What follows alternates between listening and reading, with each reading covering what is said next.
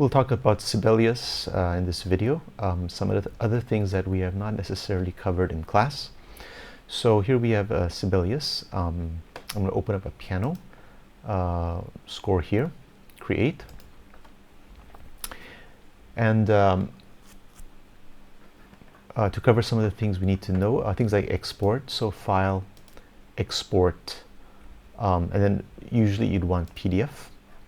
And then you can choose where you want to save it to. You can choose the location, etc., etc., and then hit export. Okay. There are also shortcuts for keyboard shortcuts for this, and you'll find them if you hit Alt. You'll see this pop up here, FHI, like that. See, now it's gone. Alt. So F is for file, E is for export, PD is for PDF,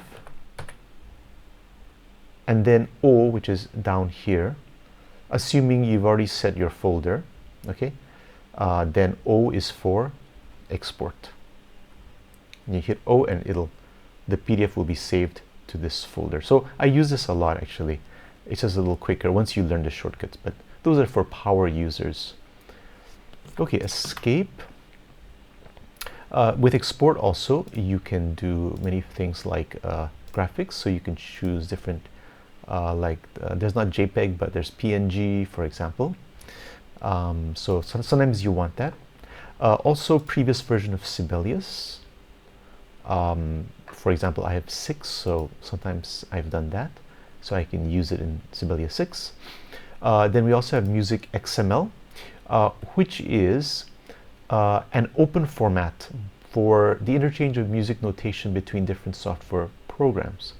So this is actually very useful because if you export it as XML, then you could import it into a different notation software. Okay, for example, there's a free notation software called MuseScore. You can transfer back and forth between Sibelius and MuseScore if you save it as XML. Then we have things like audio and video. Audio will only work if you have the correct kind of sounds loaded in. So the default Sibelius sounds, then you can export using that. I don't have that installed on my computer, so that's why this is not an option. Video is also there, very useful. It'll just scroll through your score so that you can change things there. Okay, so that's export. Then we'll talk about instruments. I for instruments. Yeah. You can add instruments here, and then you can always, for example, add the score. Okay, and then you want to change the order around. So then go to instruments. Take that and say move down below the piano. Now it'll be down below the piano. You want to delete it. You can delete from the score. Yes. Okay, and back to the piano only. So that's instruments. Next up, we have dynamics. So dynamics is shortcut is CTRL E. You turn blue. Let's zoom in. And then you click and then right click, and then you have a bunch of options. Lots of things are there. So for example, FFF, cello, for example. So the shortcut is CTRL E. You can also do right click, text and expression. Technique is a bit different one. That's CTRL T. Technique has some other things like, for example, string techniques, like using the mute, or for example, pizzicato. Those kinds of things are there. So those are some other options. Then we have text. So again, right click, text. Text, there are a lot of different texts. Okay, so lyrics is a text, expression technique, other staff text, box text. I use plain text a lot. There's all kinds of different, guitar fingering, etc. So for example, plain text, I use that a lot. So it's just plain text. You can type. Then you can go to text and you can change the size, right? You can make it bigger, smaller. You can manually punch it in, 15, enter. You can say bold. So now it's bold. You can say it's italic or etc. Bold, italic, etc. Like that. And then of course you can change the font also. You know, there's the usual things like so you can change the font. Some of these are weird fonts, so you'll find out soon enough. So you can do that. Then we also have other text. So right click, what are some other texts that you might use? System text is also there. Things like copyright, repeat symbols, DC, Alfini, things like that. The other things that you want to be aware of are title, composer, lyricist, tempo. So you can manually type something, for example, or if you go to let me get rid of this. I've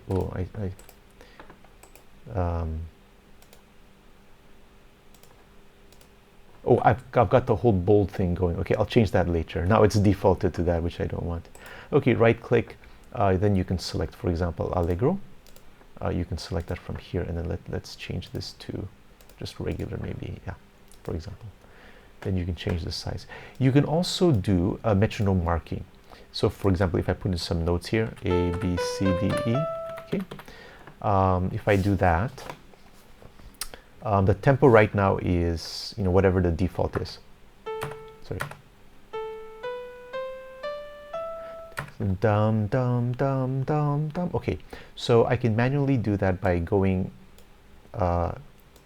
we can add this, keep this as a tempo, and then we can also add another tempo marking. Okay, so for example, you can go in here and in addition to this, okay, so select, enter, right click, quarter note, equals, and you can give a beat, like if you want to give it a really fast beat, like what, 220. Okay, let's see. Da da da da dum. Okay, what about 300? Da da da da da, like that. Okay, or you can make it and slower as well. Now the only problem with this is that, let me delete this. It's better if you do a separate one, okay, and hide it. So do a separate tempo marking, or let me just start fresh. You can start fresh too. Right click and tempo, Control Alt T is the shortcut. It's blinking for you. Right click, quarter note, equals, and you can put in a marking, let's say 130. And you can also hide this by selecting and say home, hide or show. And now it's hidden. So if you want there to be this way, you don't have to show the metronome marking. It's just there for the playback in Sibelius, if you want to control the playback. You can also go to the view, see the keyboard, not the keyboard, sorry, the transport. And transport, you can manually change the tempo here. You can manually slide this around to change the tempo. So that's another one. Flip, select a note X, so that will flip the direction. Or for example, if you have a slur, okay, I'm going to select here, Shift, select S. So that's why slur. So normally it'll put it like that, like over the head. Then you can go X, and then it'll put it on the opposite side. So X is used to flip things, most commonly for the stem direction, but it can be used for other things as well. For example, even fingering. Fingering is just another text. So, for example, I want to add a fingering to these, so I can select the first note, or I don't have to. Also, I can just right-click nearby and text and say other staff text fingering. Click here, and then let's say this is piano, so 1, spacebar 2, spacebar 3, spacebar 4, spacebar 5, escape. So there we have the fingering. Now let's say I want to put these on the opposite side. So I can select all of them by selecting the first and saying select more. So this would be more. Okay. Also the shortcut is select the first item, Control Shift A. Control Shift A, and then everything of the same nature, in this case fingering, will be selected. Then you can hit, oh no, this can't be flipped. Okay, so you can drag that and move it around. Okay, yeah, there we go. You can move that around like that. So okay, we've done flip. Okay, chord symbols. We can do chord symbols. There's a couple different ways. One is you can do manually. Let me just move this out of the way. So for example, you can go to text, chord symbol, click where you want to put it, and just start typing. So you don't have to put capital, like Shift. Let's say I want to say A minor. You don't have to say Shift A to make it capital. Just put A, and when you finish, Sibelius will automatically make it capital. For example, A minor, and escape. Notice now it has converted it to capital A minor. Or for example, you can go back in and hit 7 to make it a 7th chord. Let's go back in, enter, let's say A7, A7, okay. Let's say you want to do E flat minor 9, a bit more of a jazzy chord, cello, and so on. So let's say you want to do, sorry, Control Z, Control Z. Let's hit that. Let's say you want to say something like diminished. So A dim 7, A diminished 7, and there we go.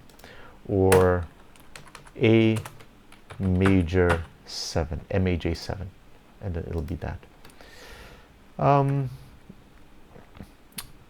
Then also let's say A half dim 7. So you put half dim 7, that's the way to do it, and then it will convert it to half diminish.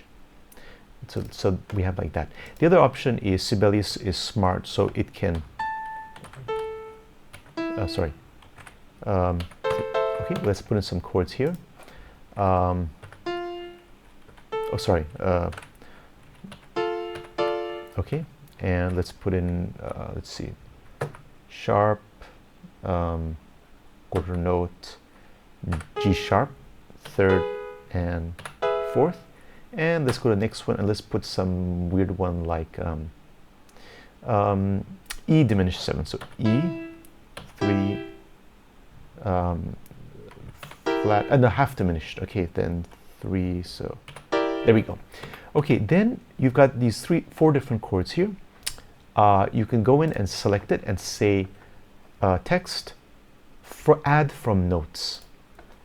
And you can say every quarter note. You want Sibelius to try to figure out every quarter note, what the chord is. Cello. And now, of course, it's a little bit cramped. Let's delete some bars here. Oops. Going. No, what am I doing? And there we go. Okay, so here we have A minor, D minor over F, first inversion, E over G sharp, that's first inversion, and E half diminished 7. So Sibelius can also figure out chords for you, and it does it quite well in some cases. In some cases, it gets a little confused depending on the way the notation is. Okay, so that's chord symbols. Let's stop there.